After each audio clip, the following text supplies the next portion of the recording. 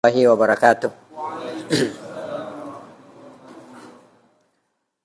Innal hamdalillah nahmaduhu wa nasta'inuhu wa nastaghfiruh wa na'udzu billahi min shururi anfusina wa min sayyiati a'malina. May yahdihillahu fala mudhillalah wa may yudlilhu fala hadiyalah. Wa asyhadu an la ilaha illallah wa asyhadu anna Muhammadan abduhu wa rasuluhu la nabiyya ba'da. Allahumma shalli wa sallim wa barik wa an'im ala nabiyyina Muhammad wa ala alihi wa sahbihi wa man sara ala nahjihi wa man jahada bi jihadihi wa ihtada bi hadihi wastanna bi sunnatihi wa tamassaka biha ila yaumil mi'ad, amma ba'd.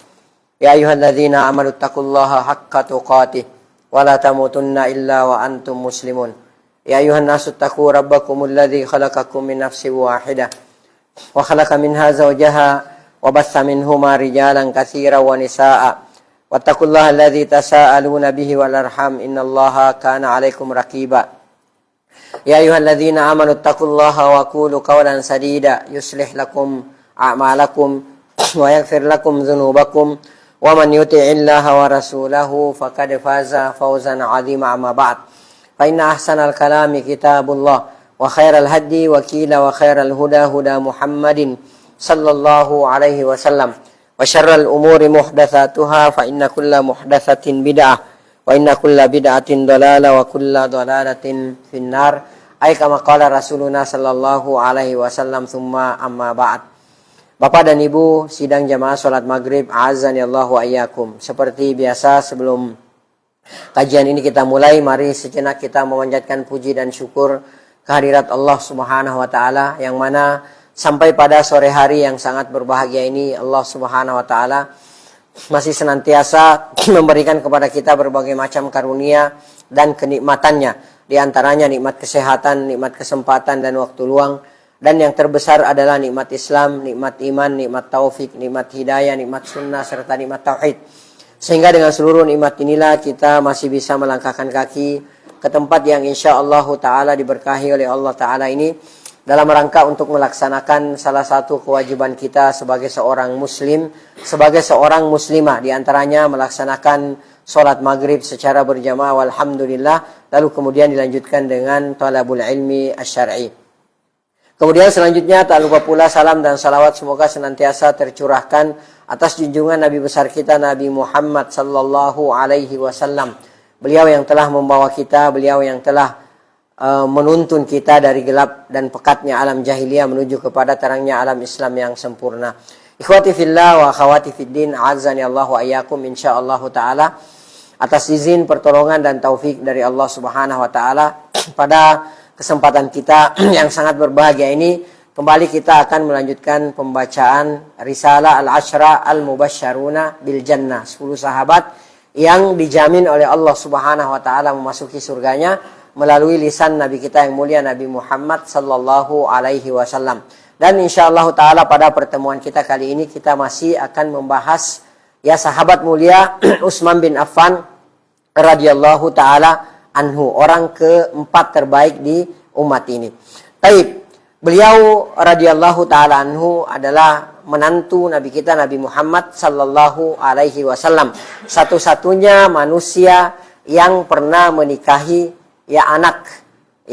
menikahi 2 orang anak Nabi sepanjang sejarah, dari mulai zamannya Nabi Adam sampai zamannya Nabi kita Nabi Muhammad sallallahu alaihi wasallam. Satu-satunya manusia yang menikahi 2 anak Nabi adalah sahabat mulia Utsman bin Affan radhiyallahu taala anhu. Baik, di sini penulis mengatakan tazawwaja ibnatai Rasulillah sallallahu alaihi wasallam. Beliau menikahi 2 putri Nabi kita Nabi Muhammad sallallahu alaihi wasallam. Penulis mengatakan faqad tazawwaja Ruqiyata radhiyallahu taala anha bintan Nabi sallallahu alaihi wasallam. Jadi Utsman bin Affan radhiyallahu taala anhu, di antara keutamaan beliau adalah beliau menikahi putri Rasulullah sallallahu alaihi wasallam yang pertama yang bernama Ruqiyah binti Rasulillah sallallahu alaihi wasallam. Ya, Ruqiyah radhiyallahu taala anha. Kemudian kata penulis, falamma matat, ya, tatkala Ruqayyah radhiyallahu taala anha meninggal dunia, dan beliau meninggal dunia ini pada saat terjadinya perang Badar. Ya, pada saat berkecamuknya perang Badar, dan ini diantara alasan kenapa Utsman bin Affan radhiyallahu taala anhu tidak turut serta pada perang Badar? Ya, karena beliau radhiyallahu taala anha diberikan tugas oleh Nabi kita yang mulia Nabi Muhammad sallallahu alaihi wasallam untuk menjaga istrinya, putri Nabi Muhammad sallallahu alaihi wasallam, yaitu Ruqayyah, yang pada saat itu lagi sakit. Ya, jadi didelegasikan, ditugaskan oleh Nabi Muhammad sallallahu alaihi wasallam untuk menjaga istrinya, yaitu Ruqayyah. Makanya Utsman bin Affan radhiyallahu taala anhu salah seorang yang tidak ikut pada perang Badar, akan tetapi disebut sebagai veteran Badar. Ya, Rasulullah sallallahu alaihi wasallam mengatakan bahwa bagimu untukmu pahala ganjaran daripada orang yang ikut perang Badar dan juga mendapatkan bagian harta rampasan dari perang Badar. Oleh karenanya Utsman bin Affan radhiyallahu taala anhu itu pernah mendapatkan pembagian harta dari, kalau tidak salah, Abdurrahman bin Auf radhiyallahu taala anhu. Abdurrahman bin Auf itu pernah mengeluarkan hadiah, ya, berupa hadiah untuk veteran Badar. Dan Utsman bin Affan radhiyallahu taala anhu itu mendapatkan hadiah dari Abdurrahman bin Auf. Ya, padahal beliau tidak ikut pada perang Badar. Akan tetapi karena Rasulullah mengatakan bahwa Utsman bin Affan radhiyallahu taala anhu adalah veteran Badar, walaupun tidak turut serta dalam perang Badar, ya, karena beliau tidak turut serta dalam perang Badar karena juga perintah Nabi kita Nabi Muhammad sallallahu alaihi wasallam. Dan Ruqayyah ini wafat pada saat, ya, kaum muslimin sudah mengalami kemenangan pada perang Badar. Ya, dan di saat itu pula, bersamaan dengan itu pula, datang kabar dari putri Rasulullah sallallahu alaihi wasallam bahwa beliau radhiyallahu taala anha meninggal dunia. Ya, baik. Kemudian penulis mengatakan falamma matat, maka tatkala Ruqayyah meninggal dunia, tazawwaja ukhtaha Kalthum. Maka Utsman bin Affan radhiyallahu taala anhu menikahi saudarinya Ruqayyah, yaitu Ummu Kulthum radhiyallahu taala anha. Walam yatazawwaj. Ya, di sini penulis mengatakan walam yatazawwaj ibnatai Nabi ahadun ghairuhu radhiyallahu taala anhu. Tidak ada seorang pun yang menikahi dua orang putri Nabi sekaligus sepanjang sejarah manusia kecuali Utsman bin Affan radhiyallahu taala anhu. Baik. Bahkan Nabi kita Nabi Muhammad sallallahu alaihi wasallam pernah bersabda sebagaimana hadis yang datang dari Ummu Ayyash. Ya, beliau berkata, sami'tu Rasulullah sallallahu alaihi wasallam yaqul, aku pernah mendengarkan Nabi kita Nabi Muhammad sallallahu alaihi wasallam bersabda, ya, ma zawwajtu Utsmana Ummu Kulthum illa biwahyin minas sama. Kata Rasulullah sallallahu alaihi wasallam, aku tidaklah menikahkan Utsman bin Affan radhiyallahu taala anhu dengan Ummu Kulthum, yaitu putrinya Nabi Muhammad, illa biwahyin minas sama, kecuali karena wahyu yang turun dari Allah Subhanahu wa taala, wahyu yang turun dari langit. Jadi ini atas perintah Allah Subhanahu wa taala. Jadi Rasulullah sallallahu alaihi wasallam diperintahkan oleh Allah Subhanahu wa taala melalui Jibril untuk menikahkan putrinya Ummu Kulthum dengan siapa? Dengan Utsman bin Affan radhiyallahu taala anhu. Ya, jadi nggak main-main. Perintah menikahkan putrinya itu langsung turun dari atas langit ketujuh. Jadi bukan inisiatif pribadi. Ya, akan tetapi ini berdasarkan tuntunan perintah wahyu dari Allah Subhanahu wa taala yang dibawa oleh Jibril alaihi salatu wassalam. Baik. Wa akhraja At-Tabrani. Ya, dan Imam At-Tabrani mengeluarkan atau meriwayatkan an Ismata bin Malik, dari Isma bin Malik. Qala, beliau berkata, lamma matat bintur Rasul sallallahu alaihi wasallam tahta Utsmana. Ya, tatkala ya putri beliau radhiyallahu taala anha meninggal dunia, ya, tahta Utsman, ya, pada saat itu Utsman radhiyallahu taala anha menjadi suaminya. Qala Rasulullah sallallahu alaihi wasallam, ya, maka Rasulullah sallallahu alaihi wasallam bersabda kepada para sahabat lainnya, ya, zawwiju Utsman, nikahkanlah oleh kalian Utsman.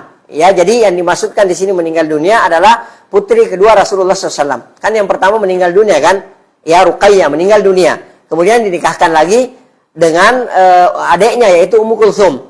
Ya, qaddarullah Ummu Kulthum juga meninggal dunia. Maka Rasulullah SAW bersabda kepada para sahabat, zawwiju Utsman. Ya, nikahkanlah oleh kalian Utsman. Lau kana li salasatun. Kata beliau sallallahu alaihi wasallam, kata Rasulullah, andai aku mempunyai putri ketiga, kata beliau, la zawwajtuhu, maka aku akan menikahkan Utsman bin Affan radhiyallahu taala anhu dengan putri ketigaku.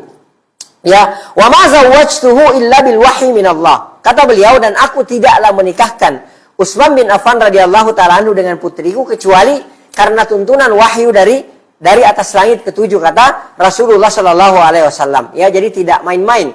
Bahkan Rasulullah SAW mengatakan, andai nih saya masih mempunyai putri ketiga, maka aku akan menikahkan dengan Utsman bin Affan radhiyallahu taala anhu. Baik. Wa akhraja Ibnu Asakir. Ya, kemudian Ibnu Asakir mengeluarkan atau meriwayatkan an Ali radhiyallahu taala anhu, dari Ali bin Abi Thalib radhiyallahu taala anhu, qala, beliau berkata, sami'tu Nabiyya sallallahu alaihi wasallam yaqul li Utsmana. Aku pernah mendengarkan Rasulullah sallallahu alaihi wasallam bersabda kepada Utsman bin Affan radhiyallahu taala anhu. Apa yang beliau katakan? Beliau mengatakan, lau anna li arba'ina banatan. Ya, andai nih Utsman, aku mempunyai 40 orang putri, kata beliau. Ya, zawwajtuka wahidatan ba'da wahidatin. Maka aku akan menikahkan putriku tersebut satu persatu kepada engkau. Artinya Ruqayyah meninggal dunia misalnya, ya, meninggal dunia, maka aku nikahkan dengan siapa? Dengan Ummu Kulsum. Ummu Kulsum meninggal dunia, ada lagi, aku nikahkan lagi dengan engkau sampai 40. Ya, seperti itu sabda Rasulullah sallallahu alaihi wasallam, dan ini diantara keutamaan Utsman bin Affan radhiyallahu taala anhu. Kemudian beliau mengatakan, hatta la yabqa minhunna wahidatan, sampai kata Rasulullah tidak tersisa lagi, ya, satu pun dari putriku, kata Rasulullah, kecuali aku nikahkan kepada engkau. Ya, jadi mati meninggal satu persatu, maka semua aku nikahkan, ya, kepada engkau Utsman bin Affan radhiyallahu taala anhu. Taib. Kita lanjutkan. Kemudian kata penulis di sini, wa kana min asyaddin nasi haya. Ya, Utsman bin Affan radhiyallahu taala anhu adalah manusia yang paling pemalu. Ya, Utsman bin Affan radhiyallahu taala anhu adalah manusia yang paling pemalu. Wa kanat tastahyi minhul malaikatu. Ya, saking pemalunya Utsman bin Affan radhiyallahu taala anhu sampai-sampai para malaikat alaihi wassalatu wassalam itu malu terhadap Utsman bin Affan radhiyallahu taala anhu. Ya, bahkan dalam sejarah dikisahkan itu saking pemalunya Utsman bin Affan radhiyallahu taala anhu, ketika beliau mandi, walaupun tidak ada seorang pun yang menyaksikan, tidak ada seorang pun yang melihat beliau mandi, di tempat tertutup beliau tetap memakai pakaian ketika beliau mandi. Ya, ada di antara kita kalau mandi pakai pakaian lengkap? Enggak ada. Utsman bin Affan radhiyallahu taala anhu saking pemalunya, saking malunya beliau kepada Allah Subhanahu wa taala, ketika beliau mandi beliau menutup seluruh badannya. Ya, kalau kayak kita kan mungkin walaupun di kamar mandi, kalau ada di antara kita yang sampai misalnya tidak copot semua pakaian, mungkin cuma pakai celana pendek gitu kan, seperti itu. Utsman tidak, beliau tutup semua badannya. Ya, kenapa beliau lakukan itu? Itu saking malunya beliau kepada Allah Subhanahu wa taala. Baik. Nah, di sini penulis mengatakan, membawakan sebuah riwayat ya yang diriwayatkan oleh Imam Muslim dari Aisyah radhiyallahu taala anha. Ya, beliau mengatakan, karena Rasulullah sallallahu alaihi wasallam muttaji'an fi baiti kasifan an fakhidaihi aw saqaihi. Ya, jadi kata Aisyah radhiyallahu taala anha, ketika Rasulullah sallallahu alaihi wasallam berada di kamarku, berada di rumahku, kata Aisyah radhiyallahu taala anha, Rasulullah sallallahu alaihi wasallam itu lagi dalam keadaan sandar-sandaran. Ya, kalau kayak kita mungkin lagi dalam keadaan kondisi leyeh-leyeh gitu. Jadi sandaran gitu ya, terus selonjoran, santai, lagi dalam kondisi santai. Baik. Kemudian kata Aisyah, ya, kasifan an fakhidaihi aw saqaihi. Beliau mengatakan paha beliau tersingkap. Ya, kemudian atau betis beliau tersingkap. Di sini ada ulama yang mengambil dalil bahwa dari hadis ini ada ulama yang berdalil bahwa paha itu enggak bukan aurat bagi laki-laki. Ya, karena di sini Aisyah mengatakan kasifan an fakhidai. Jadi Rasulullah itu tersingkap pahanya awsakaihi atau kedua betisnya. Ya, jadi ini salah satu dalil yang dijadikan dalil oleh para ulama yang mengatakan bahwasanya, yang berpendapat bahwa paha laki-laki itu bukanlah aurat. Ya, seperti itu. Baik. Kemudian fasta'adzana Abu Bakrin.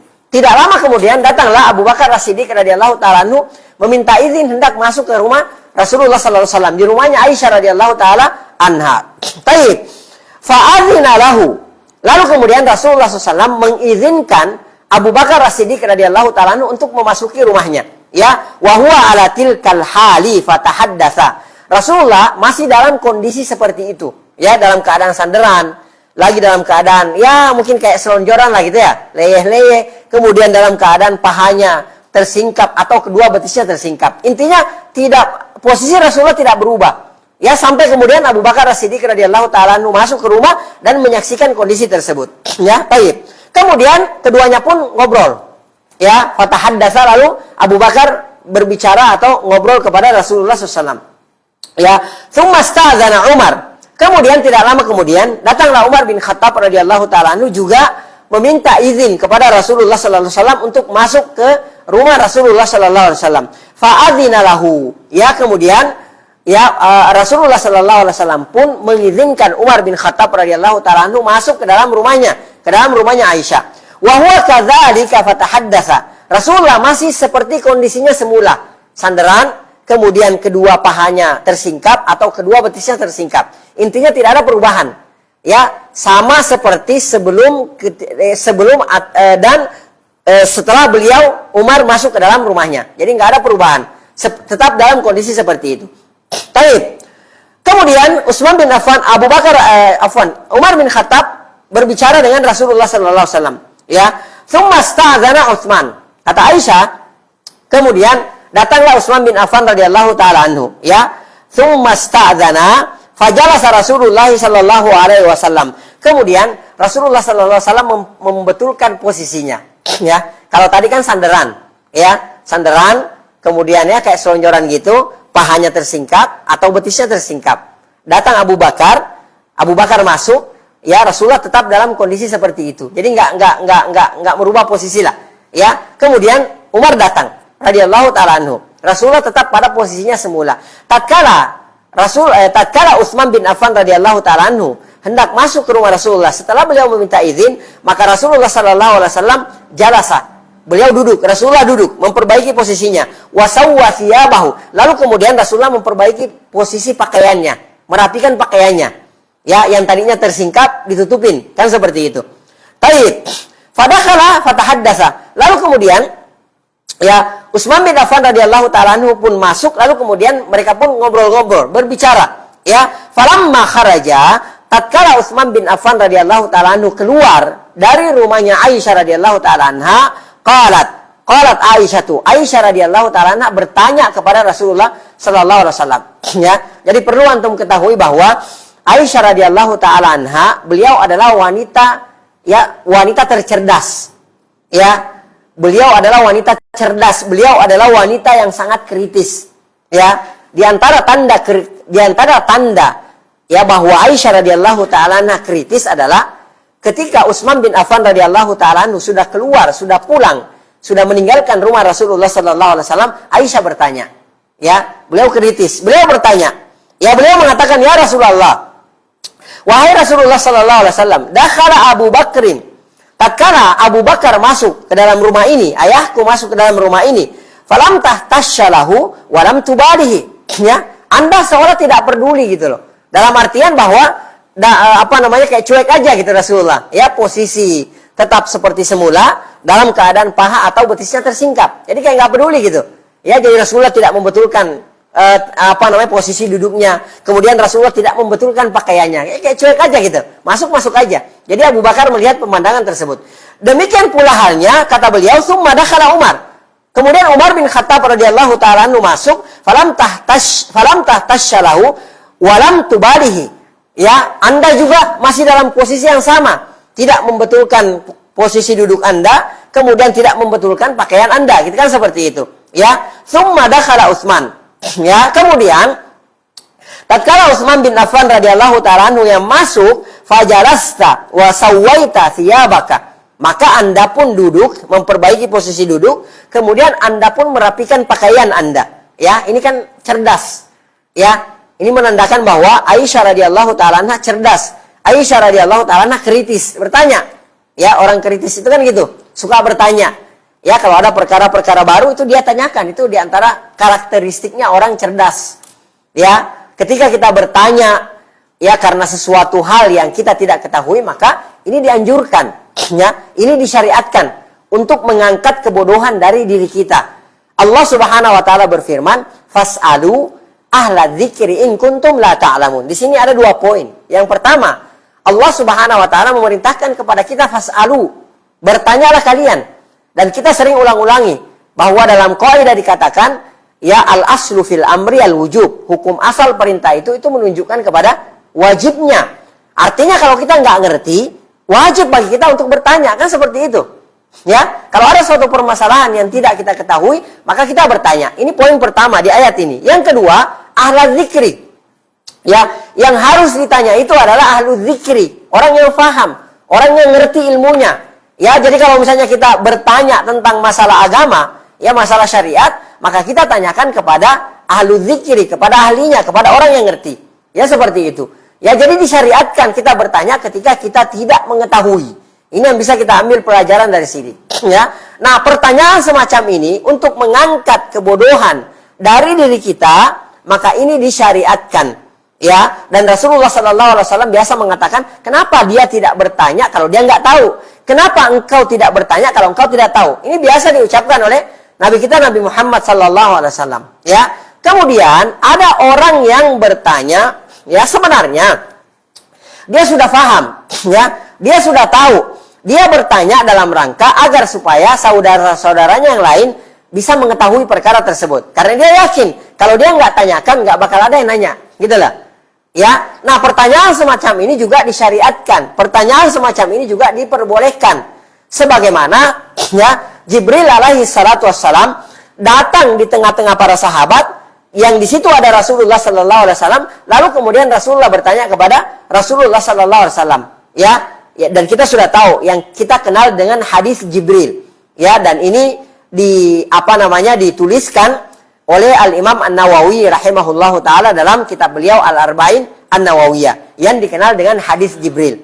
Ya, Jibril datang kepada Rasulullah SAW, kemudian Jibril bertanya tentang apa itu Islam, Jibril bertanya tentang apa itu iman, Jibril bertanya apa itu ihsan, kemudian Jibril bertanya kapan hari kiamat, kemudian Jibril bertanya apa tanda-tanda daripada hari kiamat tersebut. Ini ditanyakan oleh Jibril. Padahal Jibril alaihi salatu wassalam mengetahui perkara tersebut. Ya, dan apa Jibril alaihi salatu wassalam sewaktu Rasulullah mengatakan bahwa Islam itu begini dijelaskan dalam rukun Islam, maka Rasulullah mengatakan Jibril mengatakan ya sadaqta ya Rasulullah, ya sadaqta ya Muhammad, betul engkau benar wahai Muhammad. Ya, para sahabat kebingungan, ini orang nanya ya tapi dia sendiri ngebenarin gitu loh. Ya, orang biasanya kalau nanya itu karena tidak tahu. Lah dia yang nanya, dia yang membenarkan. Kan seperti itu. Nah, di sini Jibril, di akhirnya Rasulullah menjelaskan kepada para sahabat, itu adalah Jibril atakum. Yang mana Jibril datang kepada kalian, yu'allimukum dinakum. Untuk mengajarkan perkara agama kepada kalian. Jadi Jibril bertanya, Jibril mau mengajarkan sahabat perkara agama, tapi dalam bentuk pertanyaan. Dan ini disyariatkan, ini diperbolehkan. Ya, yang tidak diperbolehkan adalah pertanyaan yang sifatnya hanya untuk coba-coba. Dia tahu jawabannya, tapi untuk ngetes, ya, atau yang sifatnya untuk menjatuhkan gitu loh.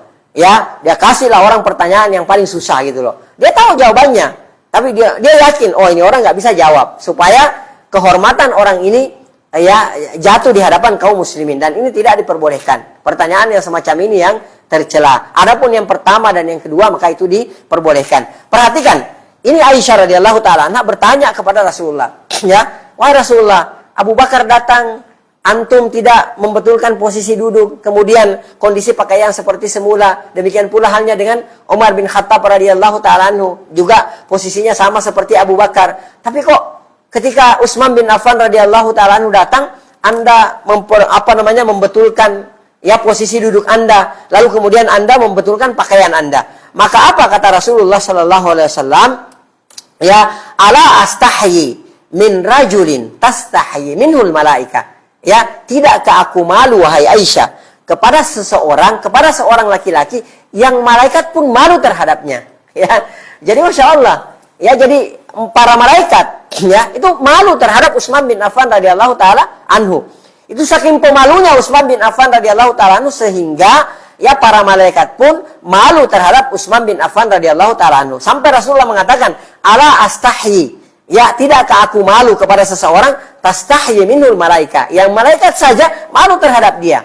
Oleh karenanya ketika Abu Bakar masuk, Umar masuk, Rasulullah Sallallahu Alaihi Wasallam tidak peduli. Ya, dengan posisi duduknya, dengan posisi pakaiannya. Akan tetapi ketika Utsman bin Affan radhiyallahu ta'ala masuk ke dalam rumahnya, maka beliau pun membetulkan posisi duduk beliau dan membetulkan pakaian beliau Sallallahu Alaihi Wasallam. Padahal kita ketahui bahwa ya Utsman bin Affan radhiyallahu ta'ala adalah menantu Nabi kita Nabi Muhammad Sallallahu Alaihi Wasallam. Ya, biasanya kalau menantu yang datang ke rumah kita, seharusnya biasanya cuek aja kan, mertua itu, ya menantu. Level mertua kan lebih tinggi, gitu kan seperti itu. Tapi ini enggak. Rasulullah SAW malu terhadap Utsman bin Affan radhiyallahu ta'ala anhu. Jadi ini diantara keutamaan Utsman bin Affan radhiyallahu ta'ala anhu. Taib. Al-Imam An-Nawawi rahimahullahu ta'ala berkata, ya ketika mengomentari hadis ini, qauluhu sallallahu alaihi wasallam, ya sabda Rasulullah sallallahu alaihi wasallam, ala astahyi mimman tastahyi minhul malaika. Ya, tidakkah aku malu terhadap orang yang malaikat pun malu terhadapnya.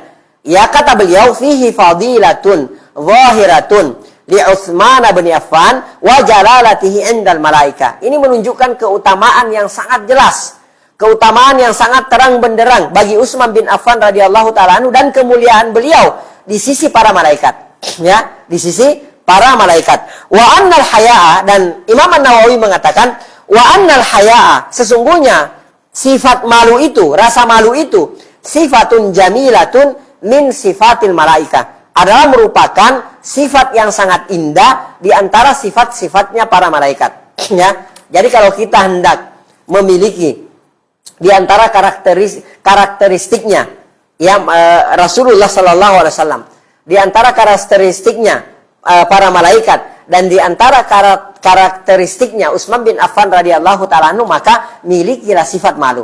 Ya, karena di antara karakternya Nabi kita Nabi Muhammad, di antara sifat mulianya Nabi kita sallallahu alaihi wasallam adalah sifat malu. Di antara sifat indahnya para malaikat adalah sifat malu, dan di antara sifat indahnya Utsman bin Affan radhiyallahu ta'ala anhu adalah sifat malu. Ya, oleh karenanya sebagai seorang muslim, ya ini di antara tujuan kita mempelajari sironya Utsman bin Affan radhiyallahu ta'ala anhu adalah meniru sifat malunya beliau radhiyallahu ta'ala anhu. Baik, Rasulullah sallallahu alaihi wasallam juga bersabda ya tentang Utsman bin Affan radhiyallahu ta'ala anhu, arhamu ummati bi ummati Abu Bakrin. Ya, umatku yang paling pengasih terhadap umatku adalah Abu Bakar As-Siddiq radhiyallahu ta'ala anhu. Jadi orang yang paling pengasih, orang yang paling sayang terhadap umat Rasulullah sallallahu alaihi wasallam di antara umatnya adalah Abu Bakar As-Siddiq radhiyallahu taala anhu. Wa asadduhum fi dinillahi Umar, dan orang yang paling tegas, orang yang paling saklek ya terhadap agama Allah Subhanahu wa taala adalah Umar bin Khattab radhiyallahu taala anhu. Jadi semua ada karakternya. Ya, wa asdaquhum haya Utsman bin Affan radhiyallahu taala anhu, dan orang yang paling pemalu di antara umatku, kata Rasulullah SAW, adalah Utsman bin Affan radhiyallahu ta'ala anhu. Wa aqdahum Ali bin Abi Thalib, dan orang yang paling pas, ya orang yang paling orang yang paling hebat dalam memutuskan satu hukum adalah Ali bin Abi Thalib radhiyallahu ta'ala anhu. Baik, Rasulullah sallallahu alaihi wasallam juga pernah bersabda, inna Utsmana rajulun hayyun. Ya, sesungguhnya Utsman bin Affan radhiyallahu ta'ala anhu adalah ya seorang laki-laki yang sangat pemalu. Ya, jadi ini diantara karakteristiknya. Dikenal Utsman bin Affan radhiyallahu ta'ala anhu sebagai seorang yang sangat pemalu. Oleh karenanya, ya secara umum kita juga mungkin sudah pernah jelaskan, secara umum di antara karakteristiknya, ya di antara kemuliaan, sifat mulia yang dimiliki oleh orang-orang jahiliyah itu adalah rasa malu. Ya, mereka malu untuk berbohong. Ya, makanya Abu Sufyan radhiyallahu ta'ala anhu sebelum beliau masuk Islam, ketika beliau bertemu dengan dengan Kaisar, ya Raja Romawi, ya Abu Sufyan radhiyallahu ta'ala anhu itu ditanya tentang Nabi Muhammad sallallahu alaihi wasallam. Ya, kemudian beliau mengatakan, andai aku tidak malu disebut sebagai pembohong, maka aku tidak akan pernah menceritakan sifat mulianya Nabi Muhammad sallallahu alaihi wasallam. Jadi orang-orang jahiliyah secara umum itu mereka mempunyai rasa malu dalam berdusta. Ya, dan terutama Utsman bin Affan radhiyallahu ta'ala anhu. Beliau di zaman jahiliyah pun beliau tidak pernah berbohong sama sekali. Dan beliau sendiri memberikan kesaksian bahwa sejak zaman jahiliyah aku tidak pernah berbohong, kata Utsman bin Affan radhiyallahu ta'ala anhu. Malu untuk berbohong. Ini diantara karakternya Utsman bin Affan radhiyallahu ta'ala anhu. Taib, ya. Ikhwas sekalian azani Allahu ayyakum, maka ya di antara faedah yang bisa kita ambil pada kesempatan kita kali ini, ya, di momen di mana Rasulullah Shallallahu Alaihi Wasallam mengatakan bahwasanya bagaimana aku tidak malu terhadap seseorang yang malaikat pun malu terhadapnya, adalah bahwa kita harus mencontohi sifat malu yang dimiliki oleh Utsman bin Affan radhiyallahu ta'ala anhu. Karena sifat malu, ya, itu mempunyai keutamaan tersendiri, ya, dalam agama kita. Ya, jadi banyak sekali keutamaan daripada orang-orang yang bisa memiliki daripada sifat malu. Dalam hadis yang diriwayatkan oleh Imam Bukhari, Rasulullah Shallallahu Alaihi Wasallam bersabda, "Al-haya'u la ya'ti illa bi khair." Ya, yang namanya sifat malu itu tidaklah mendatangkan kecuali kebaikan. Ya, jadi tidaklah mendatangkan. Ya, jadi tidak jadi kata Rasulullah Shallallahu Alaihi Wasallam, sifat malu itu tidaklah mendatangkan kecuali kebaikan. Ya, bahkan Rasulullah Shallallahu Alaihi Wasallam mengatakan dalam riwayat Imam Muslim, al-haya'u khairun kulluhu. Jadi semua sifat malu itu semuanya kebaikan. Ya, jadi orang yang memiliki sifat malu itu adalah orang yang sangat luar biasa dalam agama kita ini, mempunyai kedudukan tersendiri di sisi Allah Subhanahu wa taala, karena tidaklah didatangkan oleh rasa malu itu kecuali apa? Kecuali kebaikan. Ya, taib. Bahkan dalam hadis yang diriwayatkan oleh Imam Bukhari, Rasulullah Shallallahu Alaihi Wasallam bersabda, "Fa innal haya'a minal iman." Ya, sesungguhnya rasa malu itu adalah merupakan bagian, ya, dari keimanan. Jadi orang yang, orang yang hilang rasa malunya, maka sebagian dari sifat keimanannya itu sudah hilang. Ya, sebagian dari cabang keimanannya itu sudah hilang. Orang yang tidak memiliki rasa malu. Maka oleh karenanya, ya, hendaklah kita sebagai seorang muslim berusaha memiliki sifat malu ini, ya, agar supaya tidaklah hilang dari kita sebagian daripada cabang keimanan kita. Al-Imam Al-Hakim dalam Mustadraknya meriwayatkan, Rasulullah Sallallahu Alaihi Wasallam bersabda, "Al-imanu bid'un wa sab'una aw bid'un wa sittuna syu'bah." Bahwa keimanan itu mempunyai 70 atau 60 cabang. Ya, jadi keimanan itu mempunyai 70 atau 60 cabang. Ya, kata Rasulullah Sallallahu Alaihi Wasallam, "Fa'afdaluha qaulu la ilaha illallah." Cabang keimanan yang paling tinggi adalah la ilaha illallah. Ya, kalau la ilaha illallah sudah hilang dari diri kita, maka hilanglah keimanan kita, rusaklah Islam kita, batallah keislaman kita. Kalau la ilaha illallah hilang dari diri kita. Ya, dalam artian bahwa bukan hanya sekedar mengucapkan saja. Ya, bukan hanya sekedar mengucapkan la ilaha illallah saja. Lalu kemudian kita tidak mengamalkan konsekuensi daripada la ilaha illallah. Ada orang misalnya, dalam sehari dia sanggup mengucapkan kalimat la ilaha illallah 1000 kali. Ya, akan tetapi bersama dengan itu, dia juga berdoa ternyata kepada selain Allah Subhanahu wa taala. Contoh misalnya, dia berdoa kepada para wali yang sudah meninggal dunia, atau dia berdoa kepada orang-orang soleh yang sudah meninggal dunia. Walaupun dia mengatakan la ilaha illallah sehari 1000 kali, tapi sesungguhnya dengan perbuatan yang dia lakukan tersebut, maka batallah keimanannya. Ya, maka batallah keislamannya. Ya, kalau dia tidak bertaubat kepada Allah Subhanahu wa taala, orang-orang yang seperti ini tidak akan pernah bisa masuk ke dalam surganya Allah Subhanahu wa taala, dan selamanya dia akan terpenjara di dalam neraka jahanam selama-lamanya. Wa na'udzubillahi min dzalik wa nasallallahu taala salamal afiyah. Kenapa? Karena dia tidak mengamalkan konsekuensi daripada kalimat la ilaha illallah. Di antara konsekuensi kalimat la ilaha illallah adalah tidak boleh kita beribadah kepada selain Allah Subhanahu wa taala, dan berdoa adalah merupakan salah satu bentuk ibadah. Bahkan salah satu bentuk ibadah yang paling agung adalah berdoa. Nah, ketika kita berdoa kepada selain Allah Subhanahu wa taala, contohnya kepada penghuni kuburan, maka sesungguhnya kita telah terjatuh kepada kesyirikan. Karena kita telah terjatuh kepada kesyirikan, maka kita telah membatalkan keimanan kita, kita telah membatalkan keislaman kita. Orang-orang yang seperti ini, kalau tidak bertaubat kepada Allah Subhanahu wa taala, maka haram baginya masuk ke dalam surganya Allah Subhanahu wa taala, dan selama-lamanya dia akan dimasukkan neraka jahanam oleh Allah Subhanahu wa taala. Wa nas'alullah taala salamal afiyah. Baik. Wa adnaha, ya, dan cabang iman yang paling rendah kata Rasulullah, imatatul adza anit tariq, menghilangkan gangguan dari jalan. Ini cabang iman yang terendah, ya. Jadi kalau misalnya, ya, kita tidak ada niatan, tidak ada usaha untuk menghilangkan gangguan apapun dari jalan, maka dipertanyakan keimanan kita.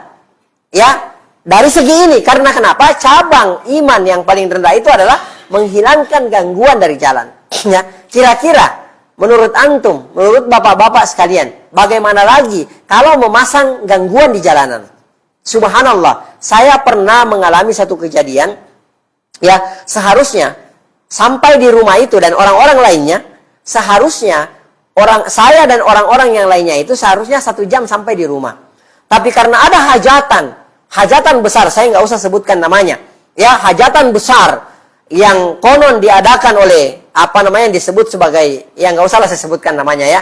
Intinya di tengah jalan, dan itu jalanan umum, sampai akhirnya semua orang, mungkin ratusan, wallahu alam, bahkan mungkin ribuan orang harus berputar, ya, karena tidak bisa lewat di jalanan umum tersebut, ya. Sampai yang tadinya 1 jam sampai di rumah, kita sampai di rumah itu 2 jam. Kata Rasulullah, cabang iman yang paling rendah adalah imatatul adza anit tariq, menghilangkan gangguan dari jalan. Ini dia nggak menghilangkan gangguan, tapi masang gangguan di jalanan. Subhanallah, ya. Seperti itu. Nah, kata Rasulullah sallallahu alaihi wasallam, wal haya'u syu'batun minal iman. Ya, al haya', rasa malu, sifat malu itu kata Rasulullah, syu'batun minal iman, adalah merupakan cabang, adalah merupakan bagian dari keimanan. Jadi kalau misalnya keimanan kita hilang, sifat malu kita sudah hilang, maka, ya, cabang di antara cabang keimanan itu kita tidak miliki. Sudah masuk Isya, ya? Iya. Wallahu taala alam bisawab. Kita akan lanjutkan setelah sholat Isya. Subhanakallahumma bihamdik, asyhadu an la ilaha illa anta, astaghfiruka wa atubu ilaik. Hadanallahu wa iyyakum. Wa sallallahu ala nabiyyina Muhammad wa ala alihi washabihi ajmain. Wa akhiru da'wana alhamdulillahi rabbil alamin. Assalamualaikum warahmatullahi wabarakatuh.